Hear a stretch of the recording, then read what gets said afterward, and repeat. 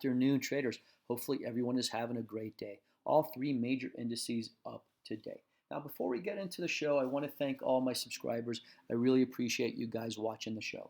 Now, with that said, let's get into the one stock that we've been talking about all week, and that is WKHS, Workhorse Group. Now, if you remember from yesterday's show, I did say that WKHS was in this overbought situation because it was hitting the upper Bollinger Band, as you could see on the screen. But I also did say not to be concerned because these overbought situations, as you can see from early June, can last for a very, very long time before you see a significant pullback. So this can be the same thing playing out. A bigger move may be occurring right now. So if you are long, stay strong.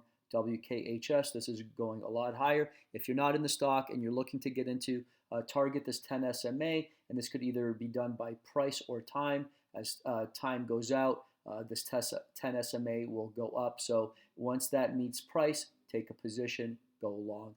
WKHS. Now let's go over the stocks that we do own. AQST would be the first one. It did have a very, very nice day today. It was up over 11%. As you can see on the chart, it closed above this value area high. It's above this 20-period SMA. So I am targeting that recent high of 895 of about 2 weeks ago as my first target, and then eventually that 52-week high of $10 as you can see back in November right here, and then this will go a lot higher once it takes that out. Okay, long since $6.45. That is AQST. Next stock that we do own is AQUA. Now, if you remember AQUA from yesterday, I typically would have sold AQUA, but because of that news that came out and the market being so bad, I said I was going to give this one more day, and I'm glad I did. It did rebound quite nicely, took out to yesterday's high today. So it did obviously bounce right off this point of control on the daily. So I'm looking for a little bit of resistance right here at this 10 SMA. And I think once we can clear that, we can then re-challenge that 2180 on the daily right there, which is the value area high. And then finally make new 52-week highs on AQUA. Now, the one stock that I was really disappointed on today was ADS. Now ADS, I got in at 45.55. We were up there above the this $47, $48 range, and with today's market conditions, I was actually extremely shocked that this stock sold off the way it did. I did get stopped out. It's unfortunate that it acted this way, but I am out ADS at a wash. Okay, so I am out of ADS. Next stock that I still own is EXAS. Let's bring that up real quickly. All right, so EXAS, made that first 30-minute candle really nice, and it looked like it wanted to continue, but then it just kind of fell back. It did kind of rest right there by that point of control and that 20-period SMA. So if you're not long this stock, wait tomorrow, wait for that first 30-minute candle. If it takes it out on the upside, go long again. Let's target this value area high. Now, if you do get long and it reverses on you, remember, let's use this value area low right down here at 71.50 as you're out, because on the larger scale, if this does go below 71.50, I think this is going a lot lower. Okay, that's EXAS. Now, I'm going to tell you a couple of stocks that I did get into intraday.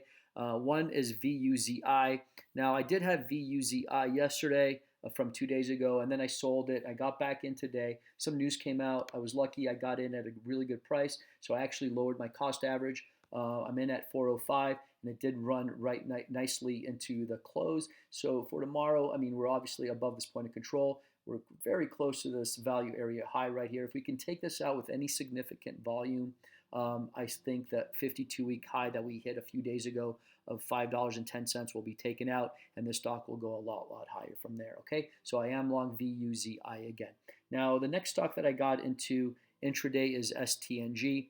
Now, when the market was selling off yesterday, STNG was holding up extremely nicely. So I had it on my list, and my thought process was, well, if I could see this on a nice pullback and see if it, get to some key levels, I'll buy it. And sure enough, look, it hit this point of control right here at $12.34, and it based right there, right? Looks like buyers stepped right in and stopped the bleeding, right? So I did get in right here at $12.47, and now it did close obviously above this point of control and above this 20 period SMA. So for tomorrow, I am targeting this value area high.